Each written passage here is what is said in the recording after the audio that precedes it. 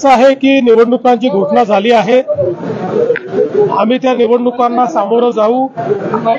तीनही आमचे जे पक्ष आहेत ते आपापल्या परीनं त्या स्तरावर युतीच्या संदर्भात निर्णय घेतील, पण कुठल्याही परिस्थितीमध्ये आम्ही तिघही एकच आहोत।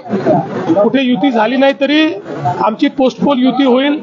त्यामुळे मला असं वाटतं की या नगरपालिकेच्या निवडणुकीत महाराष्ट्राची जनता मोठ्या प्रमाणात आमच्या महायुतीलाच कौल देईल।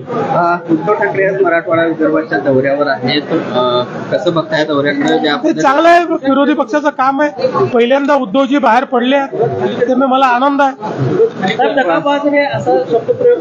आपल्या सरकारसाठी केला उद्धव ठाकरे टोमणे मारण्याच्या पलीकडे काहीच करू शकत नाहीत। मी तर यापूर्वी देखील सांगितलं की विकासावर केलेलं त्यांचं एक भाषण दाखवा, पण 1000 रुपये मिळवा। काल निवडणूक आयोगाची पत्रकार परिषद झाली, त्यावर राज ठाकरे यांनी म्हटलेलं आहे की ही पत्रकार परिषद बघितल्यावर तळपायाच्या आग मस्तकात गेली, कारण निवडणूक आयोगाकडे उत्तर नाही, दुबार त्यांना एकच उत्तर पाहिजे, ते म्हणजे निवडणुका पुढे ढकला। त्यांना दुसरं कुठलंही उत्तर अपेक्षित नाही आणि सुप्रीम कोर्टाच्या आदेशामुळे निवडणुका पुढे जाऊ शकत नाही, त्याच्यामुळे त्यांना अपेक्षित उत्तर मिळू शकत नाही। बोर मारायचे आहे मग आजच संपर्क करा गिनीज बुक नोंदणीकृत भूजल संशोधक पांडुरंग जगन्नाथ साळुंखे यांना।